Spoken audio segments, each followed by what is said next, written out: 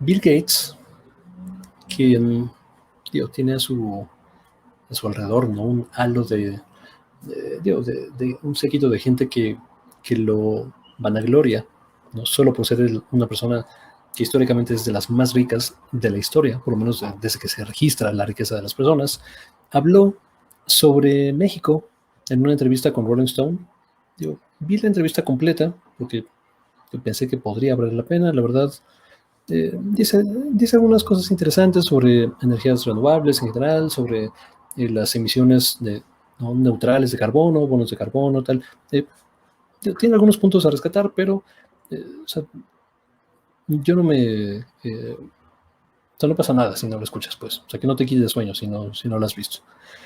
Dentro de esas cosas, ¿no?, pues, cuestionó el panorama internacional, habla de la India, habla de otras regiones y habló sobre México en particular.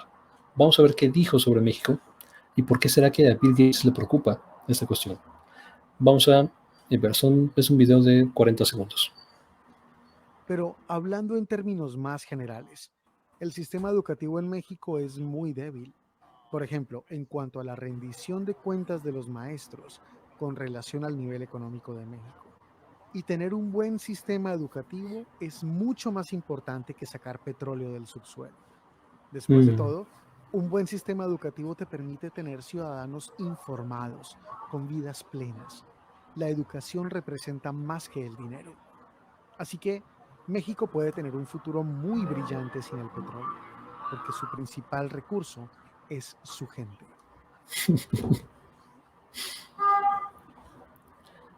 Me encantan estos eufemismos tecnocráticos, ¿no?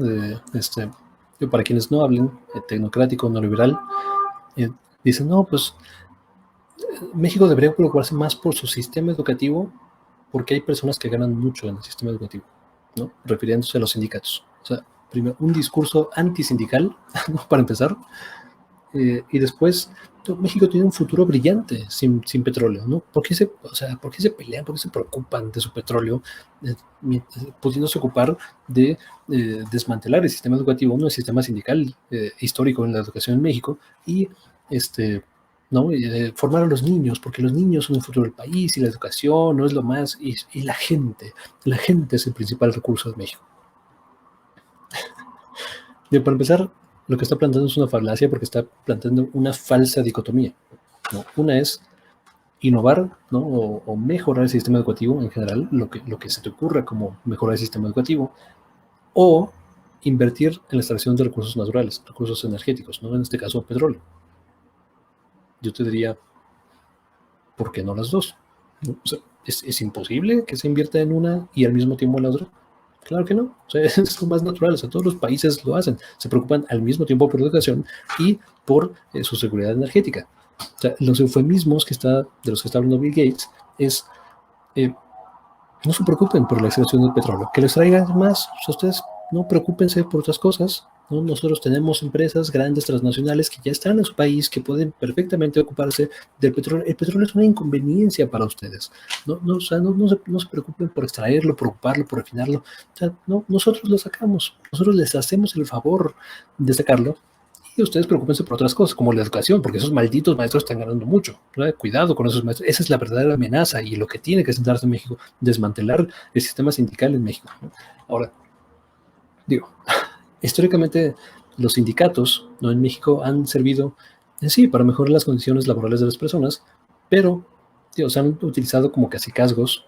Esto es el famoso corporativismo priista, ¿no?, donde tienes un cacique laboral, un cacique agrario, un cacique educativo, un cacique, ¿no?, eléctrico, un cacique donde sea, y a través de ello se controla a esa población. No controlo, tú me das votos, yo te doy dinero, ¿no?, cacique, y o sea, tú ahí maiceas a quien tengas que maicear, ¿no?, y llevamos la fiesta en paz. Entonces es el modelo histórico de cómo se mantuvo. Esa es una de las principales explicaciones de cómo el PRI se mantuvo tanto tiempo en el poder, ¿no?, porque tenía o sea, sus caciques en medios de comunicación, también importantísimo, ¿no?, en deportes, en radiodifusión, en energía, o sea, en lo que sea.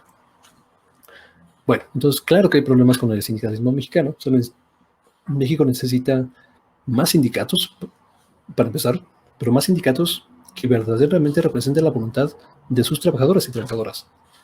Y por lo tanto, para alcanzarlo necesitamos completa transparencia en dos cosas, ¿no? El ejercicio de recursos de los sindicatos, pero sobre todo, yo diría, o de la mano, la transparencia y facultad de elegir a sus representantes sindicales, ¿no? Porque, o sea, yo no sé si alguien, ¿no? Si algún maestro o maestra diría, el Bester Gordillo, ¿no? Es la persona que mejor representa mis derechos laborales. Yo me siento representado por el Bester Gordillo. O sea, ¿no? Qué fantástica líder sindical que pelea por los derechos de maestros directivos, ¿no? Alguien fuera de la cúpula del Bester Gordillo. O sea, yo no me puedo imaginar un maestro o maestra que esté, ¿no? que diga algo así, porque realmente no representa sus intereses, ¿no? Bueno, o Napoleón Gómez Urrutia, ¿no? O Romero de Champs. O sea, tenemos una lista de caciques sindicales que, o sea, no representan en ningún sentido el bienestar de los trabajadores y sí un cacicazo histórico del que México se tiene que liberar. Entonces, bueno, hay que mejorar cuestiones sindicales en México, por supuesto, pero de eso no habla Bill Gates, ¿no? Habla de eliminar los sindicatos. Ahora, mucha preocupación por México, ¿no? ¿Por qué tanta preocupación en México? Bueno, Bill Gates tiene intereses económicos en energías renovables. O sea, no es por bondad de su corazón, de su alma, que quiera transitar energías renovables. Está viendo una tendencia en tecnología, ¿no? En conciencia de la gente, en discursos políticos y racionales sobre el cambio climático, sobre la urgencia del cambio climático. Entonces, ¿no? Invierto, me subo en ese bote y de paso, ¿no? O principalmente, pues gano bastantes miles y millones de dólares en el proceso, ¿no? Ese es el interés de Bill Gates. Ahora, ¿es justificada su preocupación en México y no en otros lados? Vamos a ver, ¿no? Como tal. México, vamos, ¿quién emite más? ¿No? Estos son los países que más emiten, ¿no? Emisiones de carbono, emisiones de dióxido de carbono por de combustión de carburantes, ¿no? Millones de toneladas métricas.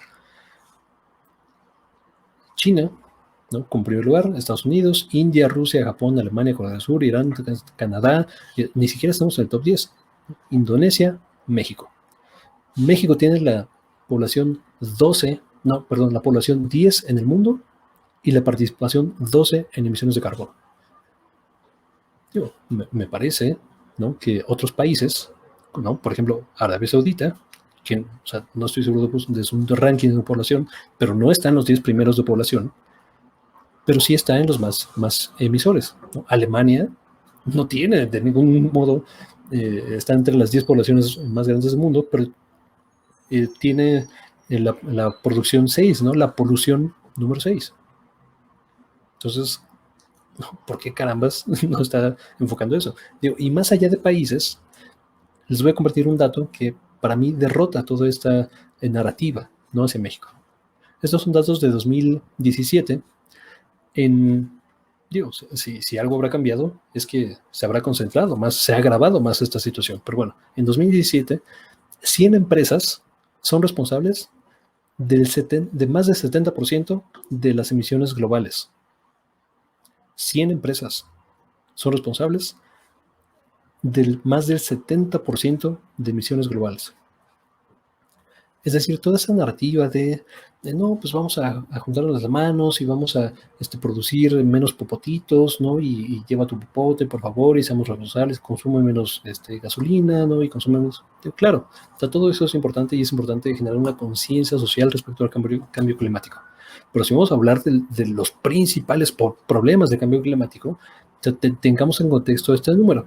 Aunque todas las personas, ¿no?